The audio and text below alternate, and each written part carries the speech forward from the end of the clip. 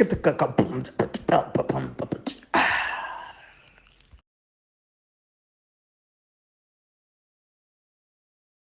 everybody. Welcome to the show, African Frame.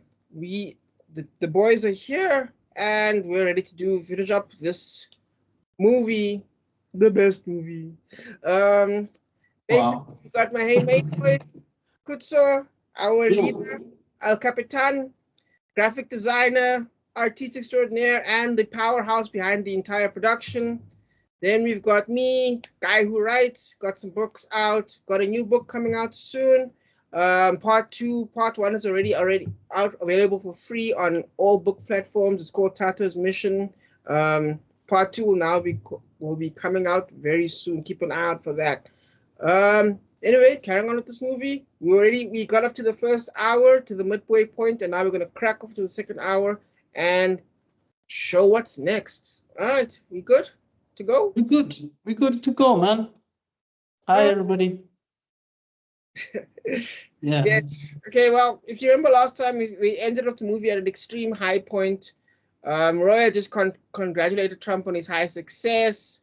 There was a warm moment as Roy acknowledged the achievement. The high is so high that Donald Trump appears and even thanks Roy, which is surprising but powerful. Roy is even defensive for Trump when Trump's father is being an asshole, and Trump's father even gets pissed off about it. It's just the height. That lasts about 2 minutes, and then we're still in the wedding. Do you mind sharing the screen like we did last time? Sure.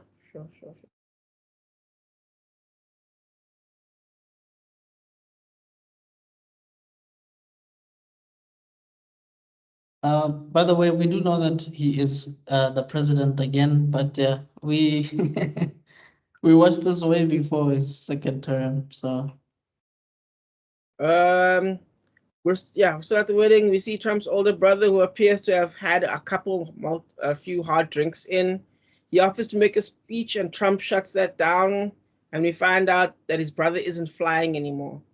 His brother's making a show out of it, and Trump surprisingly snaps for the first time. It's the first time we ever see him get like really pissed. We see Trump at his most absolute and most completely aggressive at this moment, as he tries to finally shut his brother down for being such a fuck up. This dispels any image of looking up to his brother. So it kind of paints that all fake. Yeah. The great day ends with Roy catching the bouquet, which makes him happy but upsets Ivana Trump. We open on an image of Reagan. Yeah, they clearly didn't like each other. Like clearly they did not like each other, because Roy is thinking with his head. He's being logical about this whole thing. And Ivana does not like the fact that, Roy is basically in Trump's ear, telling him things like, dude, get a prenup, all that stuff. Well, we haven't gotten there. Oh wait, we did already. We passed that already. Yeah, we passed already, yeah. But I think it's because they both have their own goals when it comes to Trump. So I think they're both trying to pull from different directions, and like what is Ivana's goal? Remember, to build her own franchise, to build her own Trumpness, but with furniture. So instead of becoming a designer like other women would be, no, she wants to sell the entire furniture set. But she could have done it without him, though. I mean, she was fine on her own. I mean, as a model, maybe you make tens of thousands, sure, but Trump is a multi-millionaire. She needed that real money to do that, to follow her dream. It wasn't enough to be a model. That's what they're trying to establish there. But yeah, we open an image of Reagan, and because he was an 80s president, so it establishes that we're in the 80s. So we see Roy and Trump talking. We see Trump taking over. Roy says he will do the talking, but we cut into only Trump talking. He is literally another person. We see Roy looking completely dejected as he stands with his neck out like a vulture, still doing that thing that he was doing. We cut to the house life, where we see Trump is complaining. Trump has been angry for every moment of every second since he yelled at his brother. 100%. And speak of the devil, his brother actually shows up. And it looks like he walked through an apocalypse. Everything on him is brown and he's rugged. Trump, on another level, takes a toy from his brother and tosses it. His brother begs for help, and at first it looks like Trump might be okay. Okay, so City of God did this turnover so much better with both for Knockout Ned, who I mentioned before, and even Lil Zay, who changed upon his best friend dying.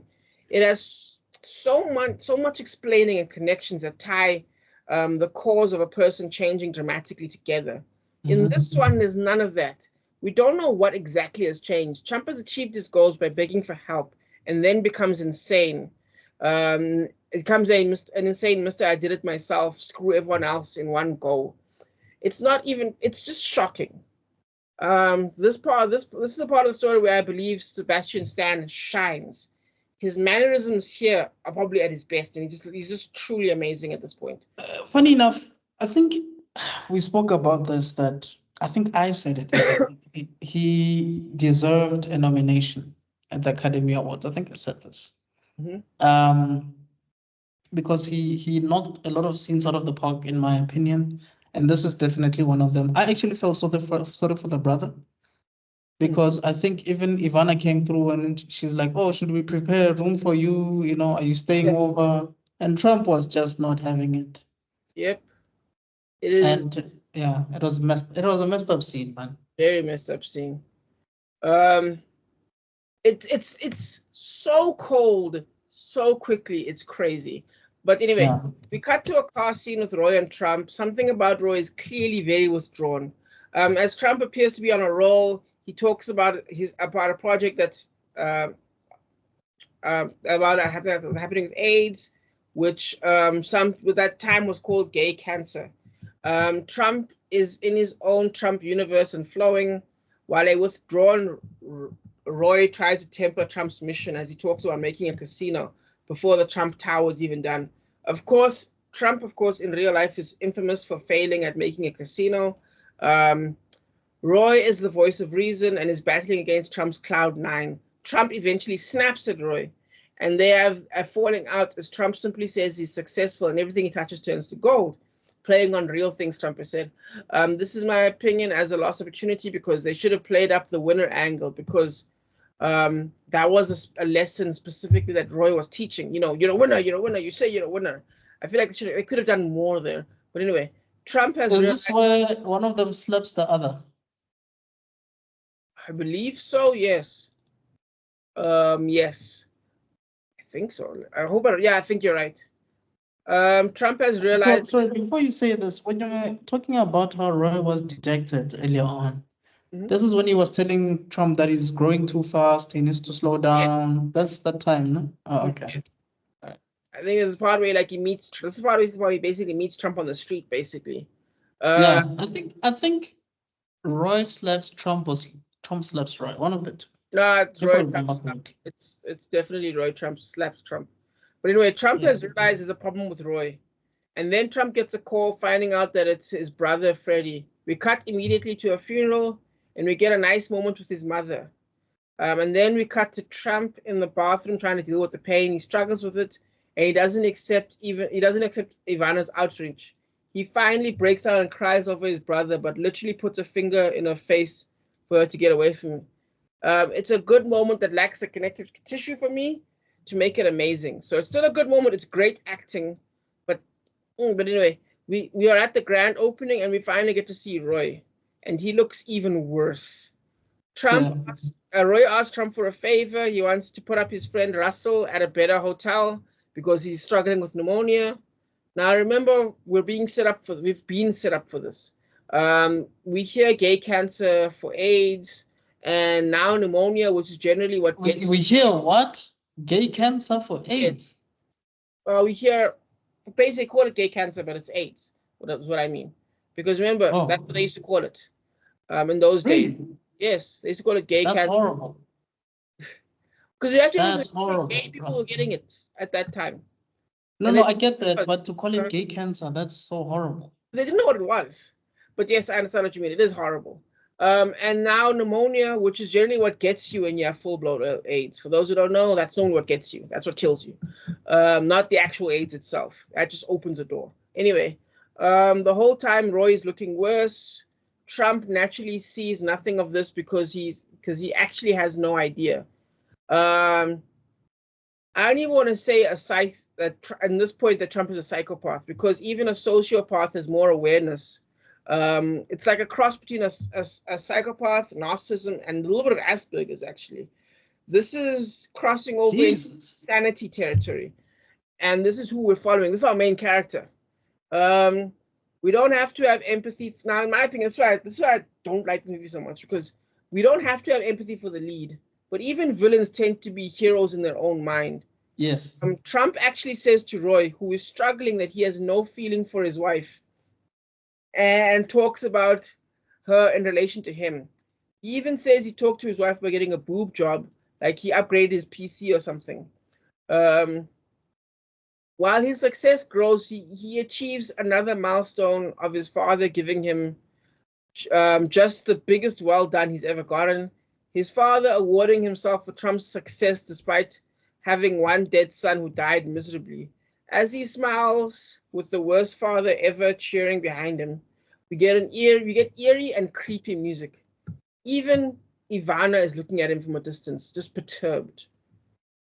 It's looking like a horror movie. Do you know what I mean? Like you're playing this like a movie. We look at Trump looking at a girl and smiling at them. We then followed up with the Trump couple looking disinterested and silent on a private jet. What was there before is clearly gone. That love, that attraction, that horniness, gone.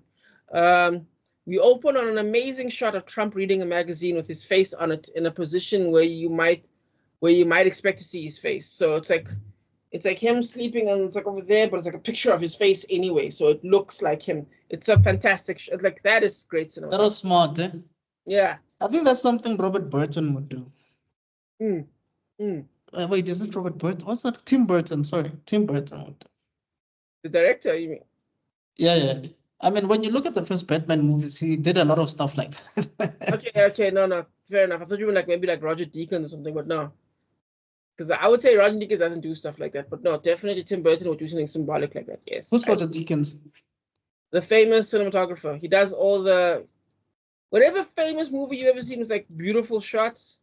That's him. I don't even care what the movie is. You're like, this movie is gorgeous. Wait, for example, who did the Grand Budapest Hotel again? Okay, that's that one. That's not Tim Burton per se, but let's say No Country. No, it's not Tim Burton. It's he did Bottle Rocket with Owen Wilson. What's his name again? The Royal Tenenbaums and all of that stuff. Yes. He's known for his use of color and all of that. Are you telling me that this cinematographer was in that as well? No. Okay. Those are two different styles of cinematography. Let's put it like that. Okay. Wes Anderson. Yeah, that's the director. Yes, he's got a very specific style, and it works for him. I'm just going back to what you're saying, that if there's a movie that's beautifully shot. So in my head, I'm thinking. No Country for Old Men. Okay, let me give you a list of these movies, and then you'll see what I mean. Roger Deakins. Here we go. Now you tell me you don't know these movies.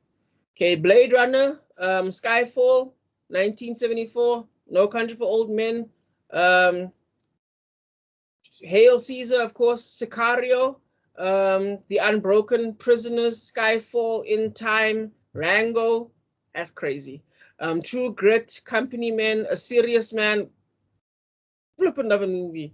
Revolutionary Road, The Reader, Doubt, Assassination of Jesse James the Coward by the coward Robert Ford. Fascinating story about that one, because that movie he used an ultra thin aspect ratio. So you know in a movie, right, where you get like that blurriness behind you, right? Like that is normally they call that a wide aspect ratio. So it's like the eyeball of an iris going wide kind of thing, right? But then you get like what happens, it catches your picture perfectly, but it catches it thin. So basically you have the wider aspect ratio, the thinner the gap, and then whatever's behind you or whatever's in front of you is blurry, right? So yeah, it's like the characters in focus and everything else is out of focus. Exactly. So when everything's in focus, it's like that, like focus, and everything in between is like this. And when in a wide aspect, it's like wafer thin. So it's like small aspect ratio, wide aspect ratio. So in that movie, he basically was like world record thin, which is why it looks so weird sometimes, that movie, because he has to get it exactly right. What's the movie? What's this movie? The Assassination of Jesse James by the coward Robert Redford, the Brad Pitt one where he plays Jesse James. Oh, okay. Fantastic. Jarhead, The Village, the M. Night Shyamalan, The Lady Killers, of course, because he does all of the brothers, the Coen, but No Country for Old Men. What's it? The Village. It's the M. Night Shyamalan. But there's all. Oh, brother, how art thou? The Coen brothers, Fargo, of course. So he basically worked with the Coen brothers. He worked with the Coen brothers. Yeah. So, and you've seen how beautiful their movies are and how artistically styled they are. Yeah. Yeah, like that's but he's more of a he's not a De Palma style director where like he does, like symbolic stuff per se. It's more just a beautiful shot. He likes to use wide lenses and he likes to play with stuff like that. I feel like it's the stuff that Zack Snyder is trying to do. You know Yeah. what I mean? Yeah, because it sounds, when you were explaining that, some of that stuff you were talking about sounds like what Snyder did in Rebel Moon with the whole blurry background thing. Yeah, but you need to watch the movie because what he's doing there is difficult. You can kind of see where maybe there was a bit of a struggle there, but definitely got to watch it. It's such a beautiful movie. Okay. Because again, it's shot from the perspective, it's told from the perspective of like the bad guy almost. But yeah, anyway, Trump magazine. Ivana is dressed skimpy and offers him a present in a golden box. That talks about the G-spot and better sex. Trump looks bemused. He skims it and tosses the book. And then Trump straight up just says the words, "I am not attracted to you anymore."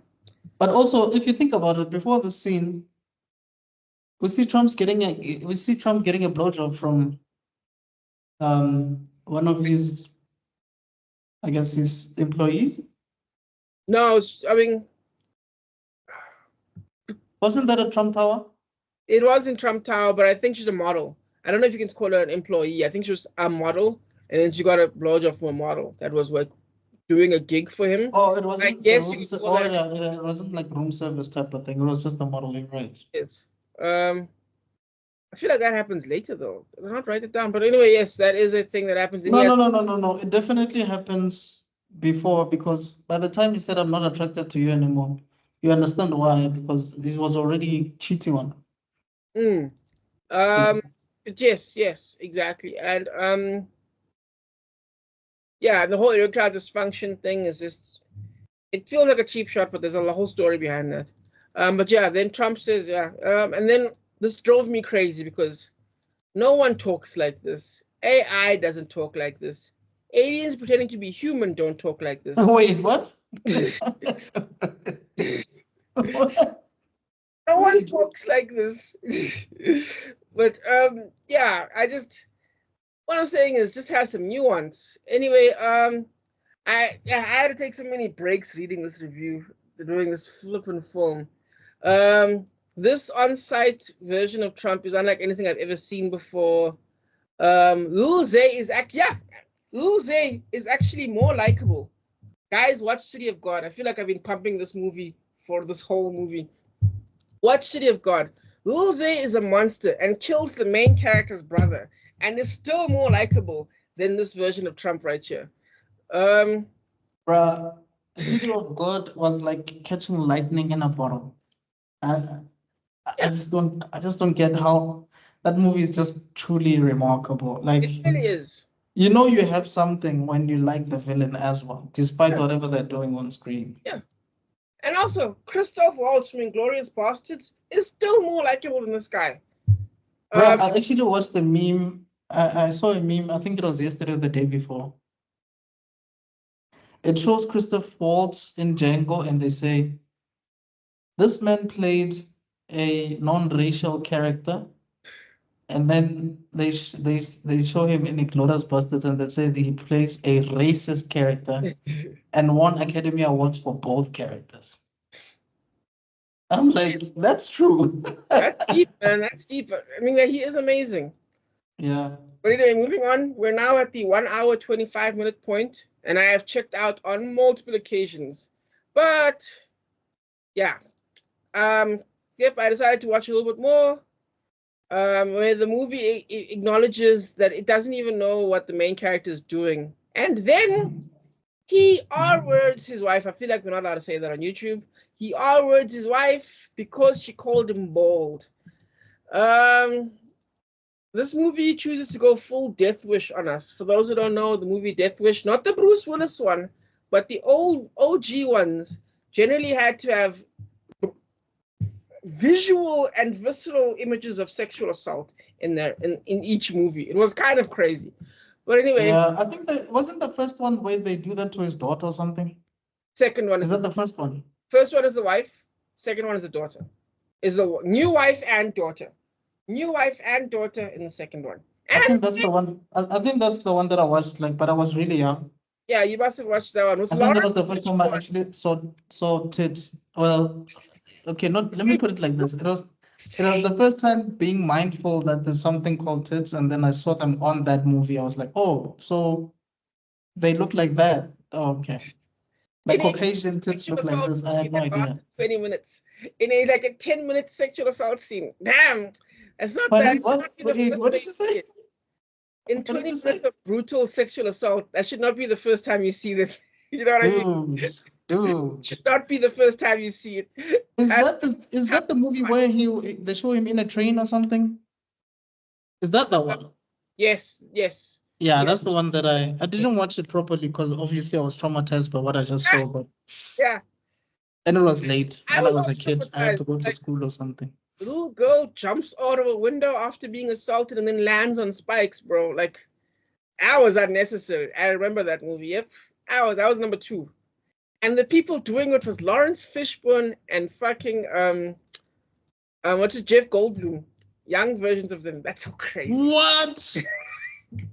Those are 2 of the most unlikely people to be doing whatever it is that you're saying they're doing. And in Death Wish 1, you won't believe it, but Denzel Washington, in his first ever movie appearance, he shows up as a mugger and gets gunned down immediately. Oh my God. Denzel's first movie. Oh, so he was basically Samuel L. Jackson in the Goodfellas. Oh, I thought you were going to say Coming to America. No. Goodfellas. Because at least in Coming to America, he said something. Yes, that's true. In Goodfellas, I don't even remember him saying anything. Yeah, they just shot him in the back of the head, dog, man. They woke him up to shoot him, yes. But anyway, his wife, we see him all over as he's basking in success. His wife is completely traumatized by the events. Things are so good that he collects himself a girl. Yes, this is actually the scene. See, it does happen after. Because things are so good, he collects himself that model girl, and the good guys come to a sudden halt because the music this whole time has been creepy music playing, and the music stops because now he can't even get his dick going, and he has to over-explain his embarrassment. And we jump to him at a building under construction as he starts to talk big, and the people he's talking to say he's been defaulting on his loans, and the scene ends with them threatening him on money. Now the good times have stopped. Do you know what? So that whole thing has been this 20 minutes, almost 20 minutes of not even you can almost say montage of this man just being deplorable while at the same time getting bigger and bigger and bigger. But now the bulls are coming. And that whole brutal sequence, I don't want to call it a set piece, but sequence, let's call it a sequence. It just goes to show you how power really corrupts, Absolute power corrupts because nobody could stop him at this point, and he wasn't listening to anybody. Again, if you want a better example, watch There Will Be Blood. Anyway, we open on Trump talking to Roger Stone. Roger Stone, the politician, is talking up Reagan. We get one of the funniest eye roll, wink and nods. The reason because Roger Stone, of course, being a real life figure that did a lot of things in real life that helped Trump become president. And then he ended up getting thrown in jail under, I think, who was it under, actually? I don't know, but he ended up having to be pardoned by Trump. It was a whole thing. I had no idea about that. Oh yeah, it was a whole thing.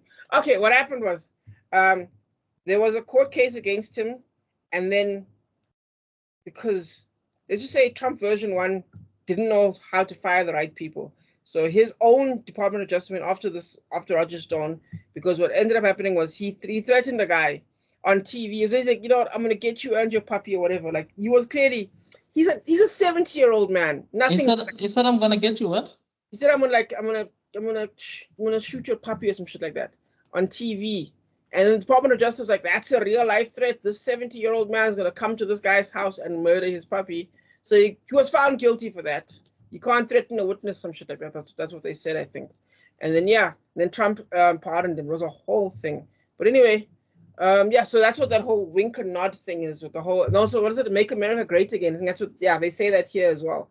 So it's a little, for people who know the world outside of this movie, that's. I think we actually said this in the first review, that the writers were definitely intentional about making it a bit relevant to what's happening now, even though this is a thing about the past. Oh yeah. Like it's definitely so far away. Which is so funny, because if you understood Trump at that time, he was not a Republican, he was a left-winger. He supported all left-wing causes. He was not a Republican. He fought against Republicans. But anyway. But I guess it's a bit subtle in some areas. I mean, remember we said that we discovered that it was a journalist that wrote this movie, remember? Yeah. So I think it was a bit subtle in certain ways, but if you have an inkling of Trump now, you're like, there's no way this was not, it's not a so far away. Yeah, oh no, this was made as if it was today Trump. As if this today Trump was yesterday Trump. But anyway, Trump does a full speech that sounds like something that he would have said today. I think this scene is about Roy's condition as Trump keeps blowing him off. Trump finally finds out about the AIDS and appears to distance himself from Roy. Trump calls in his secretary and secretly tells him to shut Roy out. Like they're just, they're like, no more.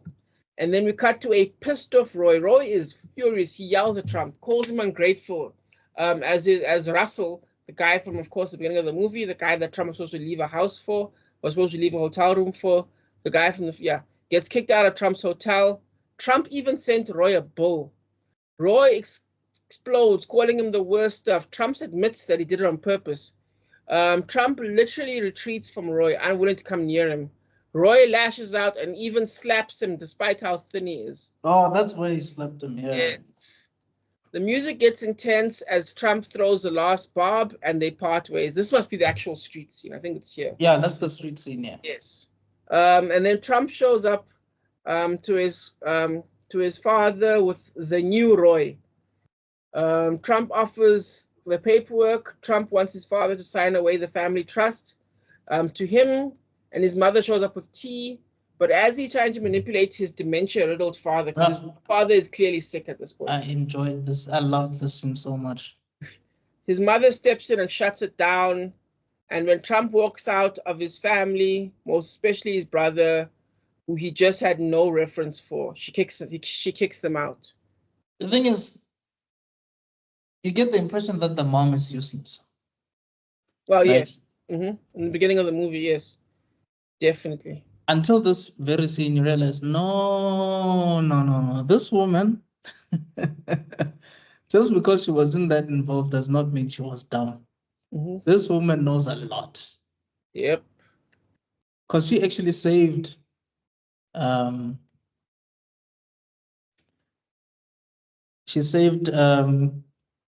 dad, basically, from giving their assets away. Definitely. Yeah. We cut to the doctor's office, paying back the first mention of the diet pills. As it turns out, the pills may be impacting him, as they are basic. It's speed. He's taking speed right now. They were called diet pills. A good example of this would be one of my favorite movies, Requiem for a Dream. There we go. I still need to watch that. They do a whole drug thing, and one of the people that takes drugs is actually taking diet pills, but it turns out to be speed, basically, and she ends up going crazy as well. So basically, that gives you an idea of what Trump was taking. This annoys Trump, and then he breaks into the most moronic speech about how the human body can just run out of energy, and he'd rather save up his energy. So instead of the unhealthy exercise, he chooses surgery. Unhealthy exercise. Yeah, because he says the human being is basically like a human battery. So if it runs out of, and if he keeps using his energy on exercise, he'll die. So he chooses surgery. Okay, well, it makes sense why you say it's moronic, because I was trying to understand what the hell you were talking about. Because he's not just an idiot, he's insane. So we get an insane vision of the world, and it's the rest of the world that just doesn't get it. That's basically how he sees it. It's him, the clever guy. Anyway, then Trump uses the opportunity to double check on the AIDS situation, because he's like, is this shit contagious? And they're like, what the fuck are you talking about? He's like, can you share a room with the person? Like, doctor's like, yeah, no, it's fucking fine, bro. Yeah, but I mean, that was realistic, because back in the days, people did not know how to behave, what to do. Yeah. Yeah. But yes, and then we cut to Roy Cohen doing an interview, and Roy denies his homosexuality. Trump laughs and turns off the TV. We cut to. Hey, bro, there's actually real footage of that moment. You actually see the real Roy dressed the way Jeremy. Is it Jeremy Strong? Yeah, Jeremy Strong, yes. Yeah, the way Jeremy Strong is dressed and everything, like you can see, because it looks like it was Mr. Rogers or something. But yeah, there's actual footage of that. Oh yeah. Yeah, it was pretty deep, man. Anyway, oh yeah. We cut to Roy in bed completely alone. This felt like a De Palma shot. Where you see the fireplace and him and the medical thing next to the fireplace and just no one there. Those who don't know when I say De Palma shot, please watch our review of Blowout. There we go. Anyway, the phone rings. Oh no, yeah, it reflects struggle and loneliness. Yes. Roy's phone rings and it's Donald Trump. One of his lovers turns out to be there supporting him, and Trump is talking to that person, and it appears to be about his own problems. Roy is talking to Trump, and it's funny because Trump is talking about his own problems despite the fact that Roy is literally living in hell right now. It's the most sociopathic thing you've ever seen in your life. There's an interesting shot as Trump is buttering Roy up, and Trump head bobs, like Roy's head was doing the whole time. So that felt like that was obviously a symbol. Despite Roy's condition, Trump invites him out. We get a moving shot with both Roy and Trump in white as Trump pushes Roy through the little resort. I am not sure if this is the famous Florida Mar-a-Lago. I'm not sure, but I think it is. Trump shows the place over and eventually offers Roy a present. And we get an outstanding performance as Roy Cohen as he pushes through his illness. And is presented with cufflinks with diamonds and his name on them. But later on, it's Ivanka who has gained a lot of weight, who shuts the little joy Roy may have had by saying the cufflinks are all fake. The silver, the diamonds, they call him shameless. They call Trump shameless. We all look at Roy, and it's something great. And then we get Trump giving a speech. Roy stands and gives words of his own after looking at those cufflinks. And despite the opportunity to yell at Trump, he actually thanks him. Then Trump brings out an America cake, and the lighting has been something else entirely, by the way. Reminding me of something like a Stanley Kubrick movie with like these dark, sharp primary colors that's been happening this whole time. And then finally, Roy, then this cake comes out and it like goes so brightly, like it like hurts him. Roy has loved America with all his heart, and seeing the shining America cake that is shining so bright that it breaks him and he has to leave. Yeah. We then cut to people disinfecting everything that Roy has touched. like it was all diseased, even despite being told that AIDS doesn't work like that. We then cut to a funeral, and we cut to the liposuction while we hear a child singing. I mean, it makes me wonder whether even going to eat that cake if Roy had touched it. Probably not. Who knows? That's so messed up. At least Trump would have. He would have watched everyone else eat, and then he would have eaten his own separate slice. We cut to the liposuction while we hear a child singing while cutting from the American flag. Then we see his ghostwriter talking about the art of the deal. We get a call back. Yeah, which is basically a hint of that book that he wrote. Yes. We get a call back from the money is art moment from the beginning of the movie, but it is not enough. The writer wants more, and he hates talking about himself. Trump hates talking about himself in this movie. Yeah. The story ends on Trump. What, you don't believe it? Yeah. The story ends on Trump's own set of rules, which are Roy Cohen's rules twisted into his own shape. This is not, and then the movie ends. This is not There Will Be Blood. This is not The Social Network. This is not Devil's Advocate. This is not City of Gods. This is not one of those rise and falls of anything. Okay. I know you like this movie, but I hated every second of this movie, and this movie hated me. The only reason I finished this movie was to get it done. This movie hasn't been, if it wasn't for the review, I would have ditched this movie because, oh my God. Here's the thing with this movie. It's too limp. It's not trying to say half as much as it thinks it is. If it's a movie about Trump, then if this movie wasn't about Trump, then it would have been a bad movie because it's such an unbelievable movie. If that makes any sense. Unbelievable in what sense? In that this is not someone trying to write the story of a life. This is a story of someone. This is me writing a story about someone I hate. Have you ever seen Dante? I'm guessing you ever read Dante's Inferno, obviously. But is that how you feel about this movie? That this writer hated Trump? Absolutely, with no question. A good example being, have you seen a movie about Dante's Inferno? I've seen the animated movie. Yes. Fantastic. Okay. Now there's random scenes there where they call out people's names, right? The people in hell are calling out people's names. You know, those are real people. What do you mean? As in, the people in hell are real people that were alive when the book was written. So it was a special fuck you from the writer to those people. They were like real life politicians saying, yeah, person X. Let's say Julius Malema. Let's say I'm writing Dante's Inferno, and guess who's in hell? It's Julius Malema. Shout. That is insane. I didn't know that. Yeah, that's real life. That's reality. There was even this one thing I read about Romans, where they were like, certain things that we understand about Roman life may not be what we think it is, because a lot of these historians were basically writing diss tracks about each other. Do you know what I mean? You know, this entire time, I mean, you and I have been talking about this movie maybe for like 3 months or something. Yes. It's only today that I actually understand why you don't like it so much. Like, all along, I didn't understand this, but now I get it. But the thing is, I actually think... I don't disagree with you, but I understand your point of view. Okay. But now here's the thing. I think this movie was about any other person. It would be a bad movie.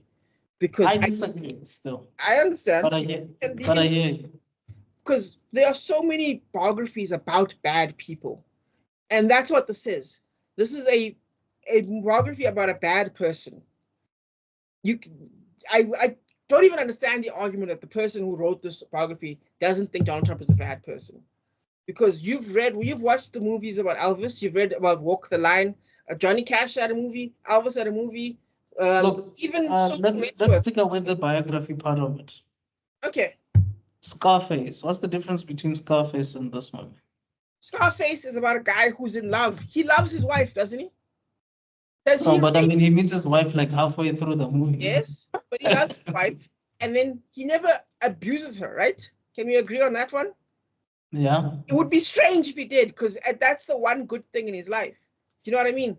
And then he kills his best friend. Yes, exactly. And how does he treat it? Is he happy about it, or does it sink lower? Do you get what I mean? Well, he sinks lower, but he was horrible for doing that because he was He was sane, perfectly sane when he did that. Yeah. But the thing is, it takes a toll on him, right? It hurts him. What can you say about this movie where you go, oh, wow, the failure of Roy Cohen really hurt Trump in this movie? No, but remember what I said about absolute power, bro. You become the worst version of yourself. It happens. And there are so many movies about absolute power. Social Network is a movie, it's one of my favorite movies of all time. And that's a movie about a guy who does bad things. He does terrible things. Yeah, but he doesn't feel bad for doing any of those things. Yes, but there's a flow to it. There's a flow to it where you can see him being seduced by what's his face, Justin Timberlake's character. You can see him being convinced away. You can see the path where he leaves his friend behind. You can see where there's a break. And you can see where it kind of... No, but I mean, do you see this as well? I mean, when he's talking to Roy, Roy is talking to him and Trump is just no longer listening to him, anything he's saying. It happens, yeah. Okay. No, it's not the same at all, though. Because, again, think about what the thing with Roy is. At what point does... Okay, let me put it like this. With Eduardo... I don't think we'll ever agree on this, but I'll hear you out, yeah? Look at the straight line between Eduardo. You can see where there's a break. Something happens where Eduardo is trying to undermine Zuckerberg. Yeah, but remember, as a vision. Rob, okay. Here, there's no third person explaining what was going on. Eduardo was talking about what was going on. The Winklevoss twins was talking about what was going on through the depositions and stuff. Had we watched that movie without those explanations, it could have been something similar. The reason that you're thinking about this movie differently from what we're talking about is there's no narration. There's no one telling us, Ivana, sorry, she's not the one at the divorce court talking about how Trump changed and how he became the man that she didn't know all of a sudden, and how, he went from traveling overseas to check a photo shoot that I was doing to convince me to get to go for dinner with him or something, and eventually want me to marry him to, I don't want to marry you anymore. There's no such. We have to sort of we have to put the pieces of the puzzle together. It's either the pieces themselves, but now here's the thing. You shouldn't have to write the book for the author. You shouldn't have to write the book for him. There's such a thing where you mustn't fill I get that you're talking about filling the gaps. A lot of writers do that. These gaps don't make sense. Well, for me, it's not about, okay. For me personally, I'm talking about myself. I don't know about the audience. Maybe the audience feels the way you do, and they're within their rights to feel that way. For me, when I saw it, I didn't have problems filling in any gap here. For me, everything just fit like a glove. I understood it. So I think, let me put it this way. You and I think we have said this before, that art is subjective. But if this movie was written for people like me, I understand. It's for me. It's for people like me. It's definitely not for people like you. You know what I'm saying? Yeah. For instance, the movie with Ashton Kutcher, I love it. You don't love it. You know what I'm saying? Okay. So I think it's like that. There's certain projects that come out and I don't understand what the fuss is about. I don't see why people love it. It just doesn't do anything for me. But to everybody else, it's freaking amazing. And I'm like, I don't get it. And people explain it to me. I'm like, still, I just don't get it. So I feel like this is you right now. Like you just don't see anything worth you don't see the beauty of this movie at all. You don't get it. You don't see anything. Maybe apart from Sebastian Stan's performance here and there, and Jeremy Strong's perfect acting here and then. Maybe you might even feel like they shouldn't have done this. But for me personally, I think it was great. But yeah, I guess it's probably this is the second time we disagreed on something. Not even close. I'm sure there's been more, but the scale is completely different. I feel like you don't even. Oh yeah, this is probably the first we've disagreed to this level, I think. Yeah, I just think this would, even if this was at a different name, because it fails on so many levels, and the fact that you think it doesn't is crazy to me.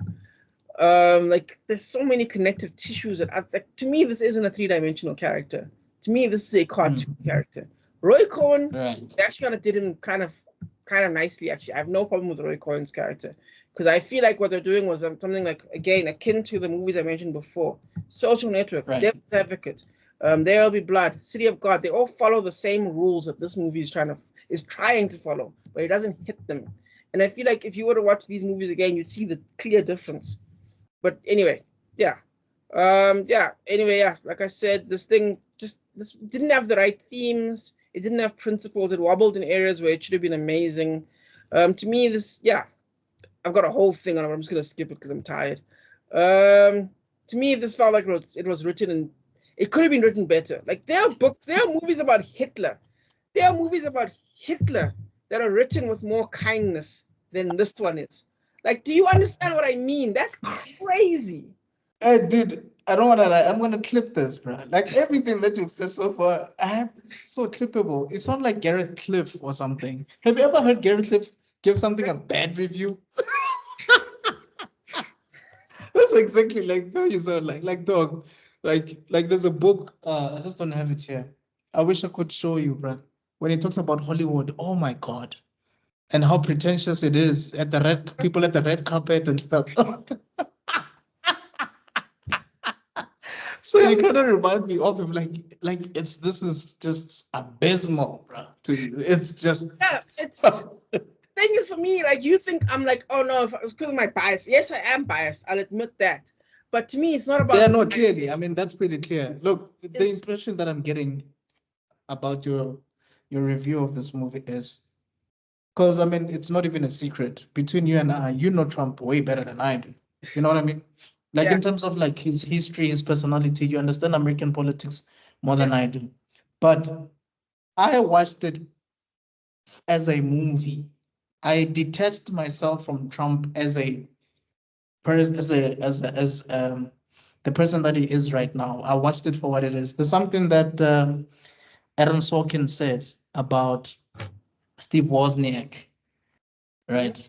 Or rather, when he writes characters based on real people, he would say, this is not Steve Jobs, or this is not Steve Wozniak. This is just a character going through something at a specific period in time, according to my perspective, given the facts that I have or the information that I have about the person. So the version that you see is for the movie. It's not necessarily who he is. So when he was talking about, for instance, Wozniak in the movie Jobs, he would come to Steve every time talking about the Apple II computer. And it's like, there's no way Wozniak would be saying that every single time he sees Steve Jobs after decades and decades. It doesn't make sense. It's near impossible. Yeah. You know, but it was just a conversation that was being held. Yeah. But at the same time, you can understand the two positive things that the two clashing parties are going for there. With Wozniak, he wants his approval for the Apple II, where Steve Jobs is just trying his best to break away from it. There's no individual hatred between the two of them. They're two individuals who just have opposing goals, and you can kind of see the three dimensions of it, which is why it's so flippin' lovely. And I really do think if you took Trump out of this movie, you called it something else, you wouldn't like this movie half as much as you think you do. I honestly think the bias goes. Sorry, please say that again. I said, if this movie, again, I'm going to repeat it because I think I'm actually not being as biased as you think I'm being. I legitimately. No, I mean, you said it. Yes, I have a natural bias. We all have natural biases. That's what I mean. Beyond my natural bias, I worked hard to make sure there was no bias. In fact, that's why I complimented Roy Cohen's storyline. Like, even I don't even know anything about Roy Cohen in real life. But at the same time, I enjoy the moments where, like, the part where he's under the thing, I told you that was a great scene. Again, the pieces are good. I've said that. Even about Sebastianstan, even about individual scenes where the pieces are great. But the connective pieces, just, what is this movie? Like, do you know what? I can't explain it to you clearly. I can't articulate it.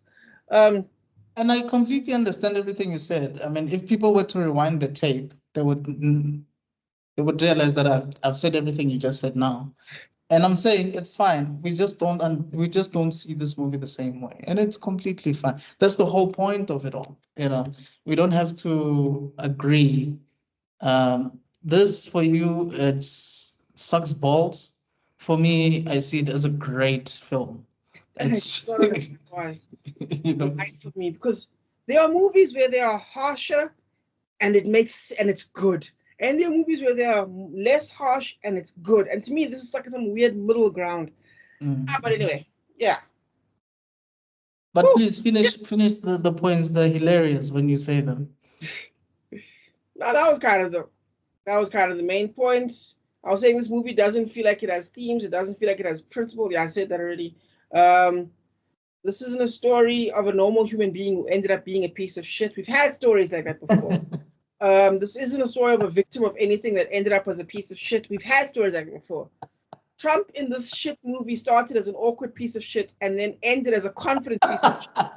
And it's confusing.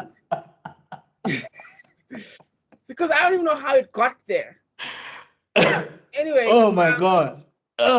Imagine if the Star Wars prequel started with Anakin as a slave owner and then ended with him being as Darth Vader without realizing anything. This was a good concept that was written in bad faith about a person right hated. And I think what offends me most is that it's being so soft about it. If you're going to do a hit piece that's 2 hours of a person's lowlights, then go harder. Be even more dramatic. Be badass. The only time that I was really happy was the America speech. And to me, that was ruined by Roy being burned by his own vision of America and breaking down. If this movie comes close to making me annoyed, like if a movie comes close to making me annoyed like it did, like this one did, I will not finish it no matter what. This 2 week, just so the audience understands, this 2-week review has become a 6-month review. It has taken us almost half a year to finish this movie. Through sickness and health and death and year ends, things have happened to make this movie stretch out. No review of ours has been this physically painful, ever. I feel like I molested myself with this movie. Jesus. But that's it. It's finally done. Damn. So what do you give this movie? -10? What do you give this movie? If I had the DVD, I would burn it in front of you. Oh my God. Oh my God, what a waste of what a waste of Sebastianstan's time. Because that's another thing. Oh, this nigga worked hard. And I can't believe this is the one he worked hard on. Like, oh, can you imagine, like, if he worked this hard for, like, I'm trying to think of it. I hope he worked this hard for Thunderbolts, because that looks like it's going to be a meh movie. And honestly speaking, for me, I don't think Sebastian Stan seems that interested in the Winter Soldier anymore. Right? He does look weirdly bored, right? He looks extremely bored, bro. That's not just me. No. That energy here. Because I think they'd all look weirdly bored. But I saw not really. I mean, not that guy that you like. What's his name? Are you gonna talk about John Arbor or whatever? David Arbor? John Arbor. Yeah. He seems interested in this. Of course, I swear that man's fighting for his life, man. He's like, I want to be an A-rate star. It can't be Stranger Things. Like, Russell's son seems fine. He doesn't seem bored. Oh, is that Captain America guy? Yeah. When he puts the mask on, he looks like the guy from Up. Exactly. The images. Yeah, him. All right. So I just wanted to check something quickly. So, I want to see the scores of these movies. I just want to see. So Rotten Tomatoes, this got 83% tomato meter. By critics, I'm assuming. Am I right? By critics, yeah. And then the audience was 84 as well. So 83 critics, 84 viewers. How many people? Wait. How many people? Hey, let me share my screen because. How many people reviewed it? I don't know. Let me share my screen. Can you see my screen? Let's see. Give me 1 second. Let me go there. I gotta turn off. Okay, no, I can see your screen. Did you turn off my screen? Oh, you did. Okay, nice. I didn't know you could do that. 250. That's a low number. Okay. But I mean, that's the thing. Go down, scroll down. I'm curious to see what they say. All right. Where? Oh, here. Yeah. Here, no? Okay. See, okay. What? Doesn't craft his tale subtlety. But what is the point? Yep. See, he's not even talking about the movie at that point. Portrait of a weak man, humorless, friendless, desperate to be liked, desperate to seen by someone who matters. Oh my God. But they're talking about how they hate Trump. Like, she's not talking about Sebastianstan's acting. She's talking about the character. Yeah, especially the top one. The top one is like, nah. No, the top one is definitely you. This is you here. But this is an objective take of the thing.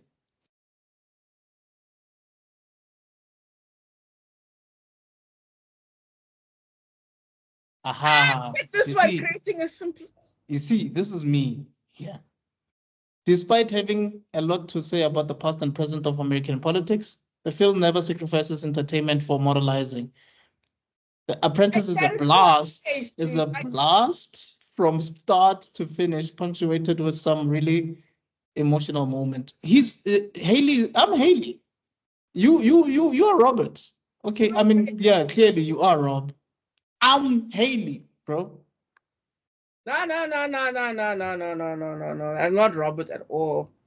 What? Wait, he says the Apprentice doesn't craft its tale with yeah, but then again, you can see. But then he's like, in a world where the rise of Donald Trump has destroyed the usefulness of subtlety, and he's talking about politics, not talking about the movie itself. Exactly.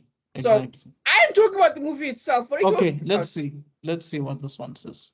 The Apprentice won't appeal to all, and it doesn't necessarily tell us anything we didn't already know about Trump. It's an engrossing character study of a man who took the opportunity to become the worst possible version of himself. That's still an objective take. Okay, despite the fictional layer that exaggerates some facts, it's a biopic about Donald Trump that never fails to be entertaining when it delivers its plot about ambition, business, and the corrupting power of the American dream. See, nobody's saying what you're saying. Yeah, because only 20 people, only 200 people reviewed this thing. Look at this one. Wait, look at this one. With all the shoulder-padded glamour of Wall Street America, this is an origin story that doesn't shy away from the darkest. It only shows what's the bright side of Trump's personality in that movie. Well, he was when he was with Ivanka in the beginning, I guess. Was that bright? Yeah, and when he rose to fame with this Trump Tower, his dreams got realized. I don't know. Oh my God! His dad was proud of him. Where it's like, look, I really like you, and she's like, I want to do this and this with your money, and then they're like, let's get married. Even that, I guess. That's terrifying, Kutso. What you're saying is terrifying. Come on, give us. Like I said, you and I won't see this movie. You and I don't see this movie the same way, dog. Clearly, dog, you're scaring me. Actually, give me one negative review there, buddy. Let's see one. I don't know. I'm trying to find one. Jeez, I guess it's none. Around the halfway point. Did someone? Where is it? Oh, here. Is it this one? Wait, I don't know. What are you talking about? Pathos, pupil eject. Okay, that didn't really mean anything. Is that the only one? Which name? Give me a name, because I don't know what you're talking about. There doesn't say anything to me, Rob. I don't know what you're talking about. You have to be more specific. Whatever. You were looking at it. You had your mouse over it. There is a guilty pleasure to be found in a comfortably malevolent Cohen tutoring an uninformed Trump, but there's a limited pathos in watching the pupil reject the master. I don't even know how these guys could engage that much. I could barely get into it. Yeah, I don't know, man. I really don't know what to say to you. No single film will likely ever capture the sheer evil that Trump personifies. That's And me over there. this That's one, my while flawed, does feature a slight transition towards the greater evil by Sebastian and a hell of a performance from Jeremy Strong as the hell-worthy Roy Corn. we go above one up. That one reflects me best, I think. The Apprentice. The Apprentice would have been benefited from a script crafted with more tension and suspense, but the performances are yeah, that's you. This we finally found you. It's a bad script, but the performances were good. That's basically all. You see, a lot of people are saying the opposite of what Thelma said. It is. It's flippant critics. Of course they are. Give us the general population. All right. So again, a lot of people didn't watch this movie. Okay. That's you. This is you, yeah. This. Starring a fascist pig liar who's destroying our democracy. Don't give this guy a penny or a minute of your time. Trump will go down as the worst leader in the history of the world, next to Hitler. Jesus. No. Did not watch the movie. This person didn't even watch it. Like, this is a personal attack. This has nothing to do with the movie. And this is recent. What's that? March 15th, 13th. That was today. That's today, bro. Those people that starred in, directed it, commented on, went there. This is a political based movie. It was acted great and told great as fiction. Anyone can say and write anything, especially people with money. People on one side want to cling on anything negative that serves their belief. Most people don't believe the story. So that's you. This is you. Complete. No, not me at all. It's not me at all. Because again, this one is saying it was told great. I'm saying it wasn't told great. Oh, okay. It works well, very different from what I expected, considering it being an unauthorized biography, so to speak, but it works very well. Great movie. It doesn't get the recognition it deserves. Sebastianstan is completely amazing on it. Nice film. I hope they can make a new film again. The Apprentice is an outstanding and inspiring show. Okay, this person is talking about the show, not the movie. As predictable, Hollywood can't seem to get enough of tearing this man apart with fictional exaggerated stories to justify their own hate of a great man who just wanted to make this country. I'm not saying that at all. I thought this would be at least somewhat entertaining, but frankly, we have already had years of this. It never ends. That's not me. This is the most interesting and entertaining movie I've seen in a long time.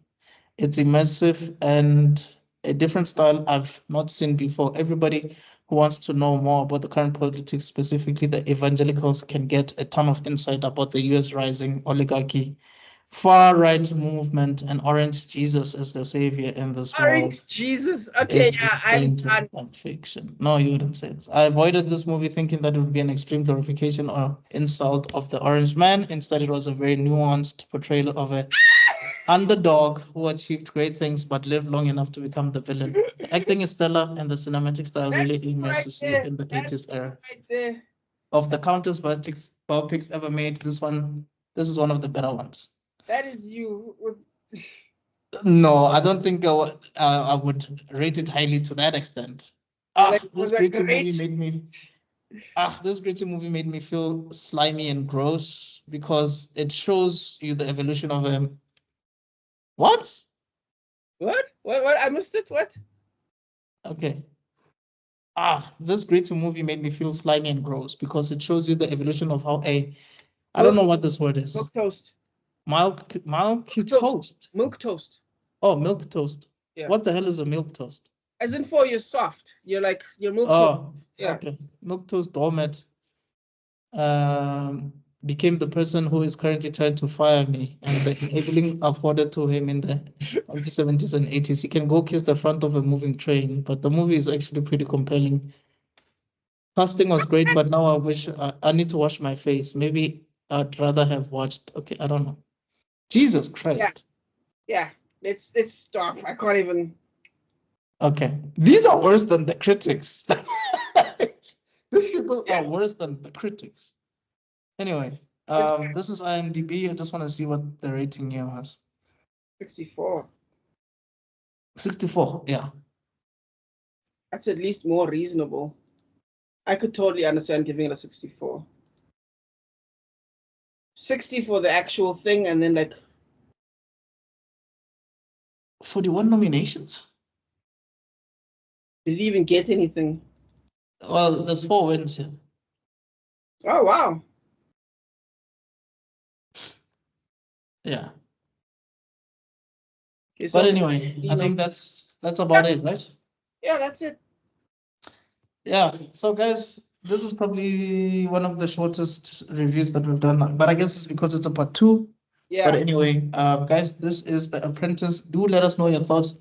Please be a bit more, I don't know, be less brutal than what we just read right now. 'Cause those reviews were horrible. So let us know your thoughts. Do you agree? Are you on team Mr. Extraordin or are you on team Rob? Yeah. Let us know, because this is African frame civil war right now. Yeah, that's what this is. I think this is great. He thinks this is horrible. Yes. Yeah, he thinks it sucks balls. So you guys let us know what you think. I do like the word milk toast was perfect. I think it sums it up perfectly. But anyway, yeah. All right. So from myself, Miss Extraordin, and from Rob Siveko, we shall see you guys on the next one. Cheers.